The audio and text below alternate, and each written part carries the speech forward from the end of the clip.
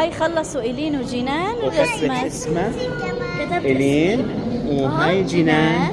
كتبت كمان اسمها. وهلا بدنا نعود نحطهم. هلا راح نحطهم مشان نشوفهم على الشاشة. شوفوا كيف رسمة إيلين عم تسبح، وهاي جنان.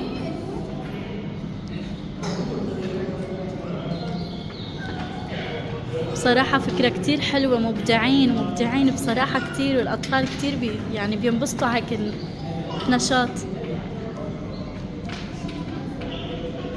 هذا الشارك حلو بصراحة.